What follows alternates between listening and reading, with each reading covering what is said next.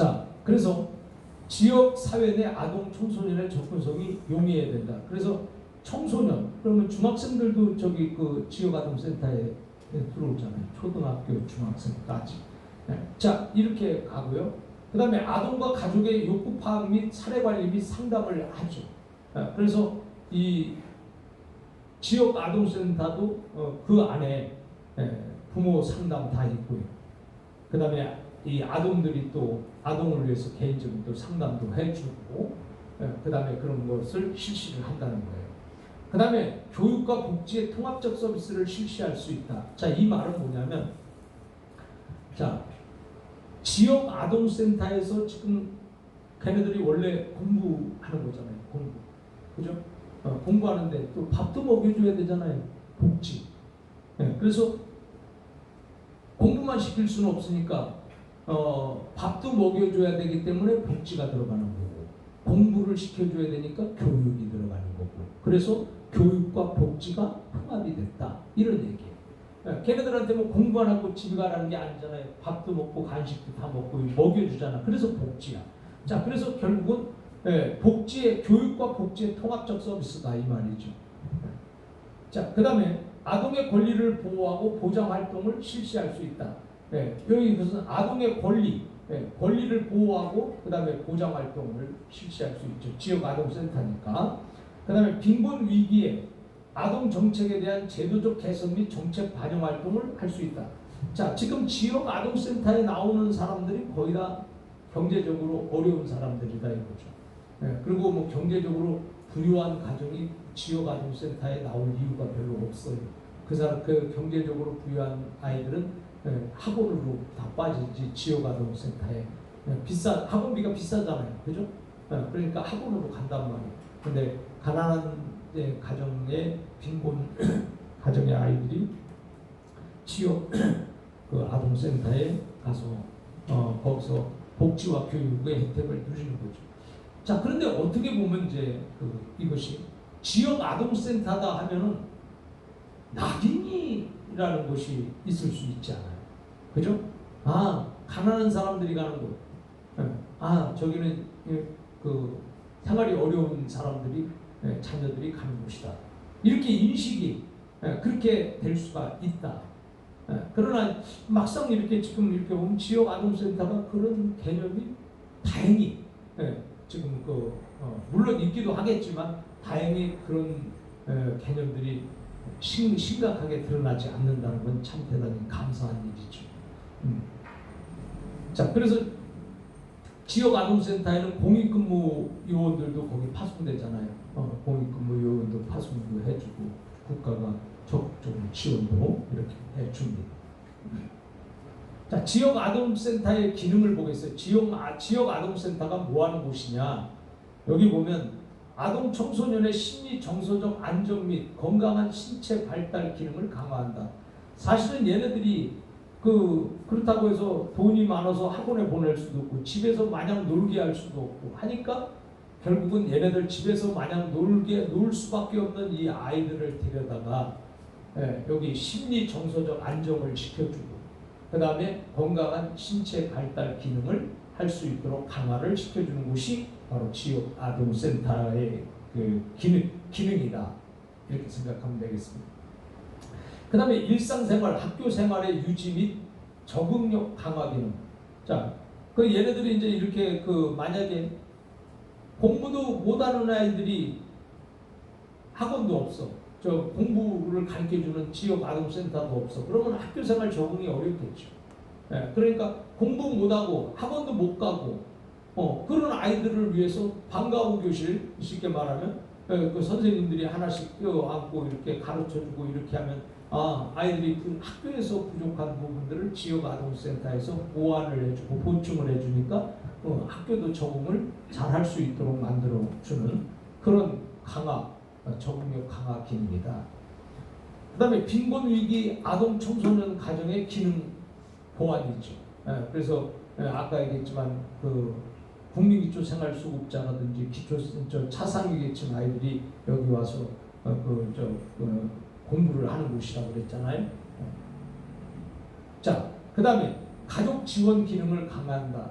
또 여기서도 그 부모님들하고 밀접한 그런 아까 상담 내지는 이런 관계를 통해서 가족 지원을 당연히 강화해 주고요. 지역 사회 내 아동 청소년 문제에 대한 사전 예방적 기능. 그래서 지역 사회 안에서 아동과 청소년들이 문제를 일으키지 않도록 걔네들을 미리 보완하고 또 지켜주고 또 예방해주고 이런 기능을 하고 있다는 거예요. 그 다음에 지역 사회 자원을 확보하고 발굴, 지지망 강화를 한다.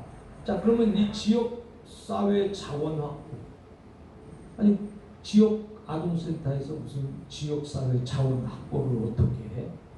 이렇게 생각할 수 있어요.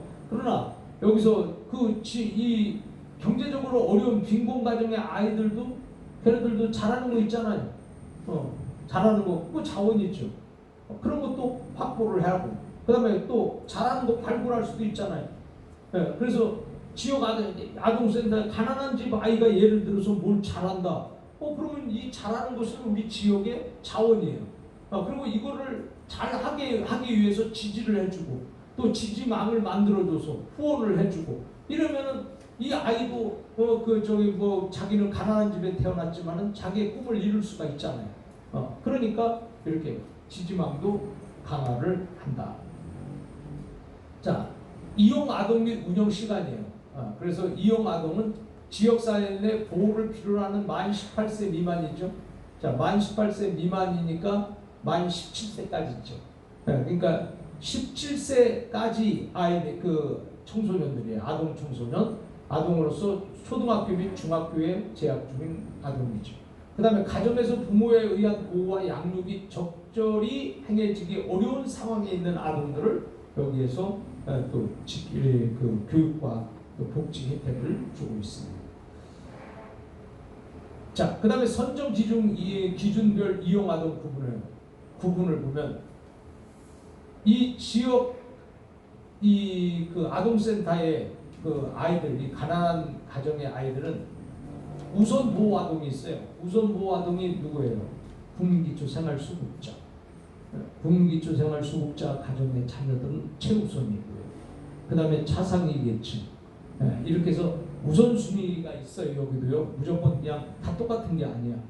그래서 인원이 만약에 막 넘칠 때는 우선순위 중심으로 아이들을 뽑고 끝난다는 거예요.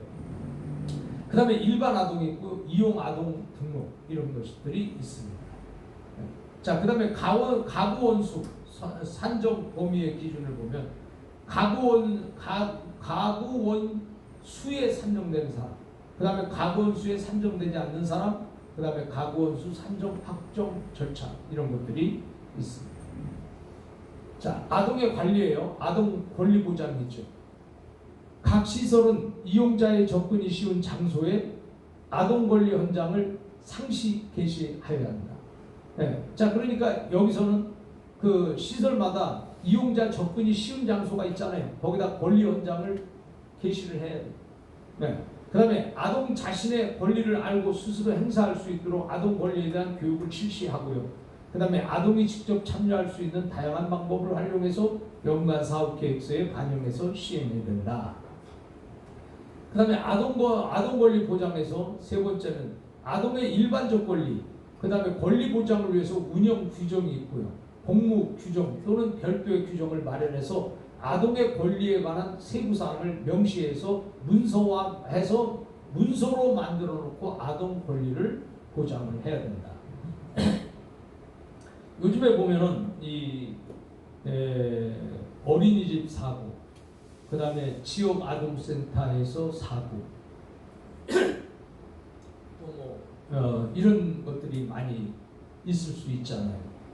그렇기 때문에 지금 어린이집에서 끝난 아이들은 어디로 가요? 지역 아동센터로 가잖아요. 그래서 지역 아동센터 언제까지? 17세까지. 그러면 어린이집에는 0세부터잖아요. 0세부터 쭉 가면은 17세까지. 자, 그러면 이런 그 아이들이 성장하고 교육받고 복지 혜택을 받는 그런 현장에서 이 사고들이 있잖아요. 이 사고는 주로 물론 안전 사고도 있지만은 이 아동 권리에 대해서 굉장히 이렇게 아동들이 무시를 당하는 그런 쪽에도 많이 있기 때문에 이 권리 보장이 중요한 것이다. 에어컨을 좀 끌까요? 자, 그 다음에 보겠습니다. 아동안전교육에서 아동복지법 제31조 동법 시행령 제28조에 보면은 시설장은 지금 지역아동센터장이죠. 자, 지역아동센터장은 교육대상 아동의 연령을 고려해서 매년 아동의 안전에 대한 교육 계획을 수립하고 교육을 실시해야 된다. 아동 안전에 대한 교육을. 그 다음에 계획 및 실시 결과를 시군구청장에게 매년 3월 31일까지 보고를 해야 된다는 겁니다. 자, 운영 시간은 보면은 하루에 8시간 이상 주 5일 이상을 원칙으로 하되 지역의 여건과 실정을 감안해서 탄력적으로 운영 시간을 조정할 수 있다. 자, 하루 8시간이면은 09시부터 18시, 그죠? 5시만 점심시간까지 포함을 하면은 17시 이렇게 되는데 그리고 주 5일 이상이다. 주 5일에서 월화수목금토일을 아동을 봐주면 좋은데 선생님들도 쉬어야 되니까 보통 이제 지역아동센터 하면은 월화수목금 그렇게 해서 주말에는 안 하는. 그런데 주말까지 하게 되면 선생님들도 못 쉬잖아요. 그래서 선생님들은 그래도 좀 쉬면서 그 다음에 또 이 충전을 하고 또 일주일을 가야 되는데 계속 못 쉬면은 이게 굉장히 이게 스트레스지. 그래서 그러나 주 5일 이상이다. 이렇게 해놨습니다. 그 다음에 토, 일 등의 일요일 등의 운영에 대하여는 지역 여건과 실정에 따라서 운영할 수도 있다는 거예요. 자, 그런데 토일 운영을 하려면 선생님들이 토요일 일요일 출근해야 되잖아요. 그래서 쉬운 문제도 아니에요. 실제적으로. 그러나 할 수 있다는 얘기예요. 자, 그 다음에 필수 운영 시간은 학기 중에는 12시 오후 2시죠. 2시. 왜냐하면 그 전에는 학교 가잖아요. 아이들이. 학교 가기 때문에 그 오전에 지역아동센터는 오전에 안 열어요. 그래서 애들이 학교 갔다 오니까 방과 후잖아. 방과 후니까 2시. 그 2시부터 19시니까 몇 시까지? 저녁 7시까지죠. 그 다음에 방학 및 공휴일은 12시부터 17시까지 이렇게 필수적으로 운영을 해야 된다. 방학 때는 2시간 더 빨리 문을 여는 거예요. 자, 운영 프로그램을 보면 기본 프로그램이 있습니다. 교재 255페이지에서 256페이지 표 10-9를 여러분이 참조하시면 되겠습니다.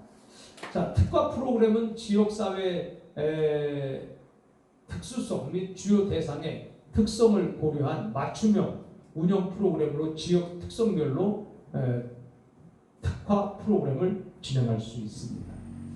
자, 그 다음에 자원봉사센터 있어요. 자원봉사센터는 이 지역아동센터에서 자원봉사하는 사람들 있잖아요. 그 사람들을 말하는 거예요. 자, 그러면 여기 자원봉사활동 기본법에서 제3조에 의하면 자원봉사센터란 지역 자원봉사활동의 개발, 장려, 연계, 협력 등의 사업을 수행하기 위해서 법령과 조례 등에 따라서 설치된 기관, 법인, 단체 등을 말한다. 그래서 이 지역아동센터에는 선생님들이 이렇게 애들은 많고 선생님들이 적잖아요. 그래서 거기는 정신이 없더라고요. 저도 가서 보니까 애들은 뭐 그냥 17세까지 있잖아요. 중3까지. 중3까지 그냥 막 있고 막 거기 또 초등학교에서부터 중3까지 막 있다 보니까 이 격 차이가 막 나요. 차라리 초등학교는 초등학생만 딱 있고 중학교는 중학생만 딱 있는데 지역아동센터에 가니까 뭐 초등학생서부터 중학생까지 막 있으니까 진짜 정신이 없어요. 그러다 보니까 뭐 선생님들도 그냥 아이들한테 막 이렇게 시달리고 있고 그래서 여기 자원봉사가 많이 필요한 것 같아요. 그리고 또 우리 사회복지 실습도 지역아동센터에서 하는 그 실습생들 보니까 굉장히 이렇게 막 힘들어 하더라. 그런 걸 보니까 역시 그런 데를 위해서 지역아동센터도 자원봉사가 필요하다. 네, 그래서 자원봉사센터 그런 것을 우리가 생각을 해봤습니다. 자, 자원봉사센터의 발전 과정에는 1978년 한국사회복지협회에서 자원봉사센터를 부설로 설치해서 자원봉사자를 모집, 교육, 훈련해서 필요한 기관에 배치하는 사업을 전개했습니다.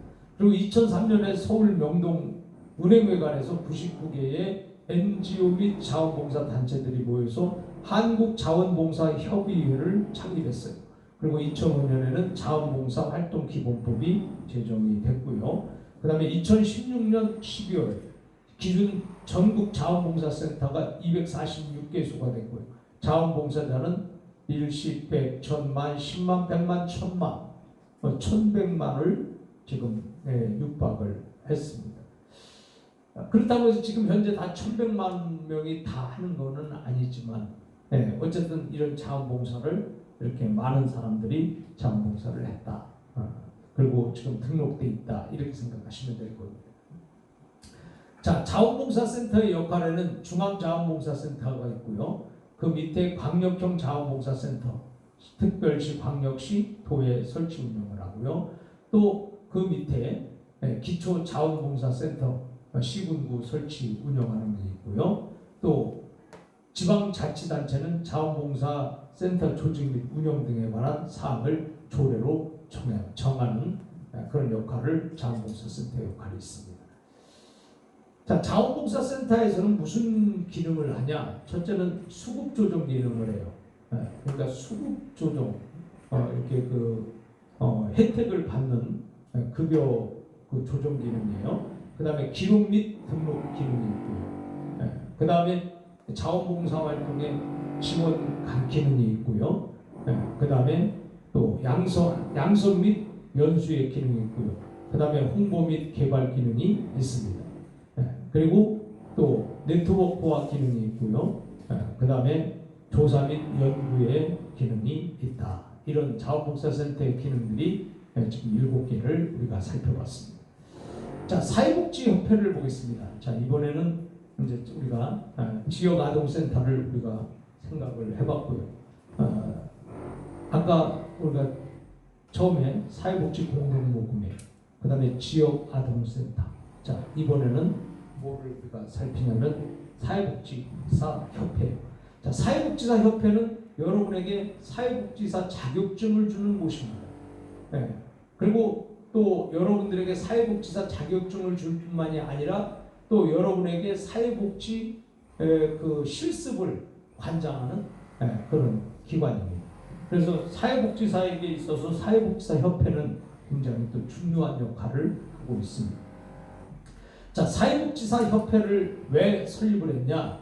이것은 사회복지사업법 제46조에서 설립된 법정단체입니다. 사회복지에 관한 전문 지식과 기술을 개발, 보급하고 사회복지사의 자질 향상을 위한 교육, 훈련 및 사회복지사의 복지 증진을 도모함을 목적으로 한다.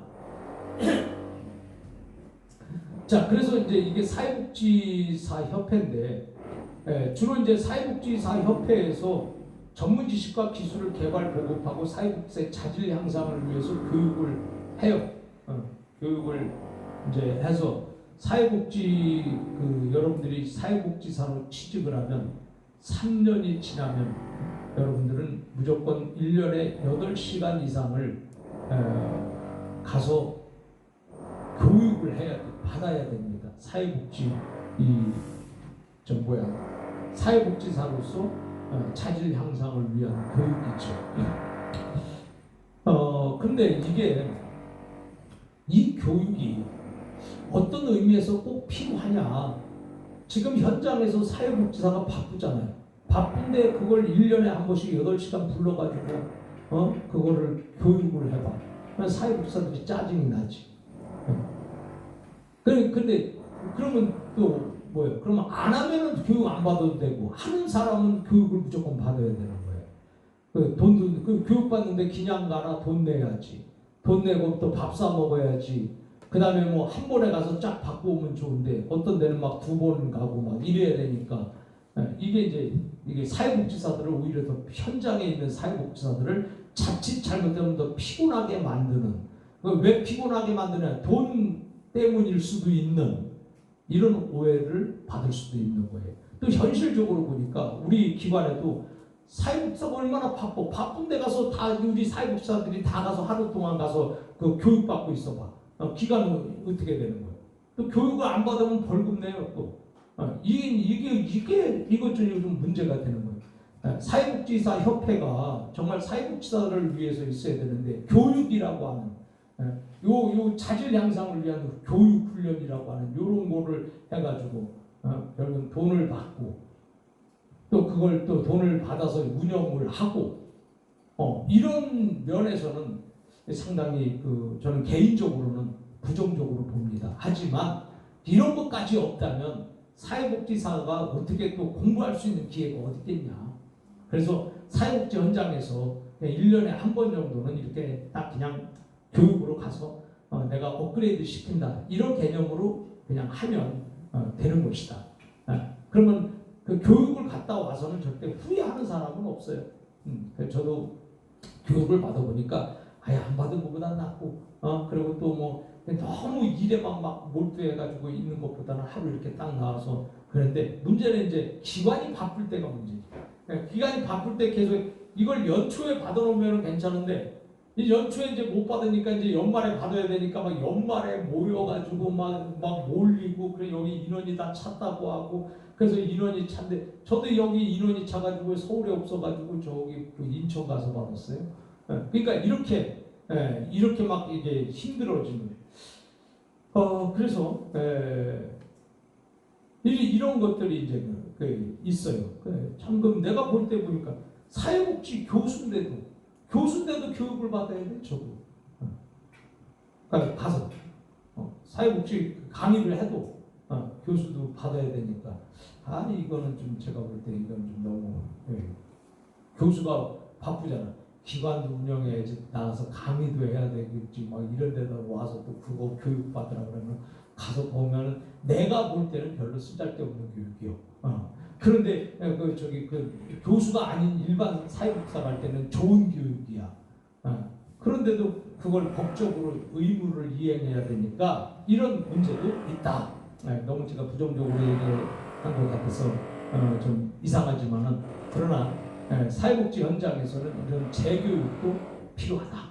그런 얘기를 강조하는 것입니다. 자, 사회복지사의 복지 증진을 도모함을 목적으로 한다. 사회복지사의 복지 증진이라고 하는 거 있으면은 뭐 사회복지사에게 뭐 카드 만들어 주고 막 그러더라고요. 그래서 그 카드를 뭐 거기서 만들어 줘야 되나? 본인이 만들면 되지. 그러니까는 그 다음에 뭐 사회복지사들 뭐 또 여행 시켜주고 막 그러더라고요. 그래서 뭐 여행이야 물론 외국에 좋은데 뭐 사회복지 기관 방문 그런 거 하면야 좋긴 좋겠지만 또 그렇게 큰 호응도가 없다. 우리나라는 지금까지 이렇게 지금 그러면 이런 걸 봤을 때 이 사회복지사 협회에서는 자기들을 이렇게 빨리 좀 해야 되는데 그렇지는 못하고 그리고 사회복지 협회에 근무하는 사람들은 사회복지사가 근무해야 되잖아요. 그래서 사회복지사 아닌 사람들이 막 직원으로 막 근무하고 막 있으니까 이것 또한 또 문제가 심각하다. 자, 그러니까 이런 것들 이렇게 그러나 이제 그래도 없는 것보단 낫겠지. 없는 것보단 낫고 사회복지사들을 관리를 한다는 거예요. 사회복지사들 관리를 위해서 이게 설립이 됐다는 얘기입니다. 자, 그러나 사회복지사협회도 개선해야 될 점이 많다. 그것은 분명합니다. 자, 발전 과정을 보면은 1965년 7월 달에 이렇게 개별 사회사업가 협회로 출발을 했고요. 그 다음에 82년도에는 이렇게 사회복지사 윤리강령이 제정됐어요. 그래서 여러분들이 사회복지사 윤리강령 아시죠? 그 윤리강령을 한번 읽어보세요. 그 다음에 2003년도에는 사회복지사 1급 국가시험 관리가 시작됐고요. 그 다음에 2013년도에는 사회복지사 현장 실습 등록 시스템이 구축이 됐습니다. 자, 그리고 2016년에는 세계 사회복지사 대회가 공동 주관을 이루어졌습니다. 자, 여기 보면 2003년에 사회복지사 1급이 국가시험으로 됐어요. 근데 1급을 따서 2급과의 차이가 없는 거예요. 그래서 우리는 1급과 2급의 차이가 뭐예요? 슈퍼바이저 차이밖에 없어요. 대한민국에. 2급 가지고 못할 게 없고 1급이라고 못하는 게 없는 거예요. 그러니까 이런 면에서 이거 지금 1급이 꼭 필요하냐? 요거를 이제 한번 생각해 봐야 될 그런 입장에 와 있다. 이렇게 생각을 해봅니다.